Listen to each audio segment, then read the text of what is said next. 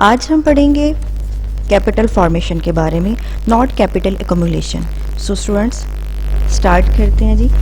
Capital formation क्या है, जिसमें आपने क्या करना है कि कैपिटल को मज़ीद हमने इन्वेस्टमेंट करके अपने कैपिटल को इंक्रीज़ करना है। सो नॉट कैपिटल एक्युमुलेशन, कि आपने कैपिटल को जमा नहीं करना, बल्कि हमने क्या करना है कि अपनी करंट कंजम्पशन को डिक्रीज़ करने के बाद अपनी जो सेविंग है उनको इंक्रीज़ करना है और उसको कहीं ना कहीं इन्वेस्टमेंट करना है। So students, in a long term period of time capital can be increased, कि जो long term period of time होता है capital can be increased by sacrificing the consumption, कि लॉन्ग टर्म पीरियड में हम क्या कर सकते हैं, अपनी कंजम्पशन को सेक्रीफाइस करके कैपिटल को इंक्रीज कर सकते हैं। सेकंड पे है if you want to increase capital stock, अगर आप कैपिटल स्टॉक को इंक्रीज करना चाहते हैं you have to decrease current consumption, कि आपको जो अपनी करंट कंजम्पशन है उसको डिक्रीज करना है। करंट कंजम्पशन को हम डिक्रीज करेंगे तो ऑटोमेटिकली हमारे पास सेविंग जो है वो इंक्रीज होगी। सो स्टूडेंट, 3 स्टेजेस होती हैं कैपिटल फॉर्मेशन की।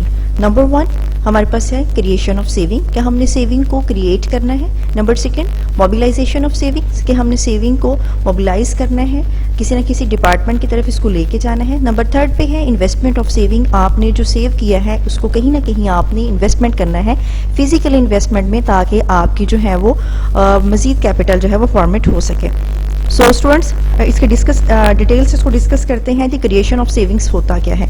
Savings are done by individuals household, increase in saving lead to decrease in consumption, कि जब आपने कोई भी इंडिविजुअल है या हाउस होल्ड है वो अपनी सेविंग को इंक्रीज करेगा तो उसकी कंजम्पशन क्या हो जाएगी, फिर डिक्रीज हो जाएंगी। और जो सेविंग है वो डिपेंड्स करती हैं लो कंजम्पशन पे, कि अगर आपकी कंजम्पशन लो होगी, आप अपने एक्सपेंडिचर्स को कट ऑफ करेंगे, लग्जरीज लाइफ को गुड बाय कहेंगे, तो आपकी जो कंजम्पशन है वो इंक्रीज होगी। नंबर 2 पे है more power and will to save, कि आपके पास पावर भी होनी चाहिए और आपका इरादा भी होना चाहिए। पावर से मुराद ये है कि आपकी सैलरी 50,000 है तो आप उसमें अगर कुछ जो है वो सेव करना चाहते हैं तो इम्पॉसिबल होगा। लाइक दैट, अगर आपकी सैलरी 80-70,000 के करीब है तो आप कुछ ना कुछ वहां से सेव कर लेंगे और फिर आप इरादा भी रखते हैं उस चीज़ का। नंबर 3 पे है high average level of income, वही बात कि आपकी सैलरी जो है एटलीस्ट 50 से अब होनी चाहिए। और नंबर 4 पे है कि high distribution of natural income, कि आपकी जो नेचुरल इनकम है जिसको हम कहेंगे कि हकीकी कौमी आमदनी है, उसकी जो डिस्ट्रीब्यूशन है वो भी हाई होनी चाहिए। सो स्टूडेंट्स, आई होप कि यहाँ तक आपको समझ आ गया होगा। अब नेक्स्ट हमारे पास है 3 स्टेजेस में से सेकंड स्टेज को हम डिस्कस करते हैं कि मोबिलाइजेशन ऑफ सेविंग, कि जो सेविंग को हमने मोबिलाइज करना है वो कैसे करना है। देखिए, जब आपके पास सेविंग होती है तो household, banks and other financial organisation and government invest in capital market में इसको इन्वेस्टमेंट करते हैं। So saving mobilised. अब जो सेविंग है वो बैंक्स और कैपिटल मार्केट में जाती हैं। अब देखें जी, जितने भी हमारे कैपिटल मार्केट होते हैं, जितने भी फाइनेंशियल इंस्टीट्यूशंस हैं, बैंक हैं, पब्लिक एंड प्राइवेट कंपनीज होती हैं, ठीक है। इसी तरह हमारे पास फॉरेन इन्वेस्टर्स होते हैं, रिटेल इन्वेस्टर्स, ये सारे के सारे कैपिटल मार्केट में आते हैं। सो स्टूडेंट्स, अगर आपने इस कॉन्सेप्ट को समझना है कि कैपिटल मार्केट और मनी मार्केट का डिफरेंस क्या है, तो ये मैंने लेक्चर अपलोड कर दिया है, इसका लिंक जो है मैंने डिस्क्रिप्शन में दे दिया है, वहाँ से इसको देख सकते हैं और समझ सकते हैं। कैपिटल मार्केट जो होती है ना, इसमें लॉन्ग टर्म और मीडियम टर्म जो होते हैं ना सिक्योरिटीज़ को देखा जाता है, ठीक है। और इसके जो इंस्ट्रूमेंट्स होते हैं इसमें हमारे पास होते हैं सेविंग जो डिवेंचर्स होते हैं, प्रेफरेंसेस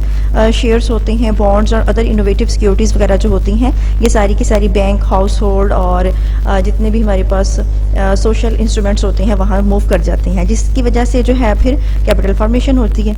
नंबर 3 पे है इन्वेस्टमेंट ऑफ सेविंग, जब आप इसको किसी बैंक में या फिर फाइनेंशियल इंस्टीट्यूशन की तरफ मूव करेंगे तो आप कहीं ना कहीं इसको बिजनेस की तरफ लेके जाएंगे, ठीक है। When business and entrepreneur are willing to take times and take risk from capital to make investment। obviously ये रिस्क होता है कि जब आप ये जो एंटरप्रेन्योर होता है वो रिस्क अवर्सर भी होता है, वो रिस्क लेता है कि अगर मैं इस कारोबार में इसको इन्वेस्टमेंट कर रहा हूँ तो ये रिस्की होता है ना, कि आइदर उसको प्रॉफिट गेन होगा कि नहीं होगा, अपने एक्सपेंडिचर वो पूरे करेगा और उसके बाद जितनी भी उसकी रेवेन्यू होगी उसमें से एक्सपेंडिचर को निकालेगा, फिर उसकी प्रॉफिट जो है वो गेन करेगा। सो एक बहुत बड़ा रिस्क होता है जो कि एंटरप्रेन्योर ही लेता है, जो कैपिटल की, जो कि कारोबार की बुनियाद रखता है।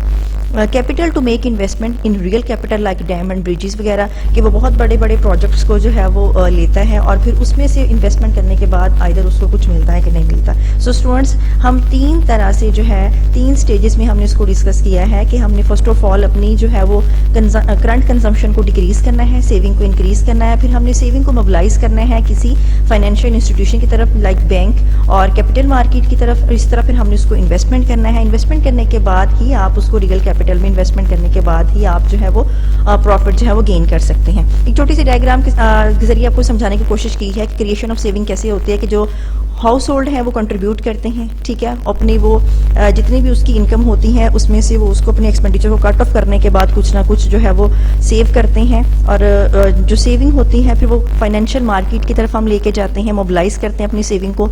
यहाँ पे कैपिटल मार्केट और मनी मार्केट दोनों कॉन्सेप्ट दिया हुआ है। ये मैंने पहले भी बताया कि मैंने लेक्चर अपलोड कर दिया है, लिंक डिस्क्रिप्शन में दे दिया है, आप पहले वहाँ से उस लेक्चर को देखेंगे कैपिटल और मनी मार्केट होती क्या है, फिर नेक्स्ट जो है वो आपको इस लेक्चर की समझ आएगी।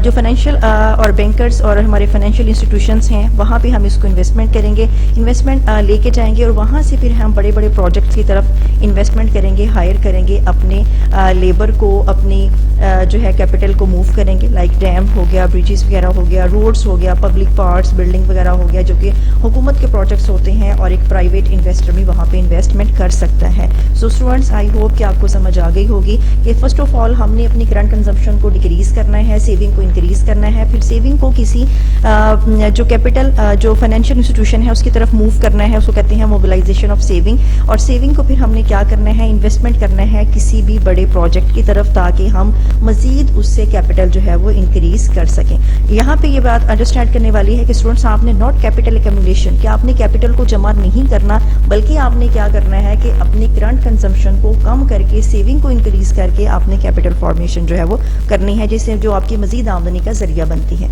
सो स्टूडेंट्स, आई होप कि आपको ये छोटा सा कॉन्सेप्ट समझ आ गया होगा। इंशाल्लाह मिलते हैं नेक्स्ट लेक्चर के साथ। अपना बहुत सारा ख्याल रखें। Thank you so much. अल्लाह हाफिज़।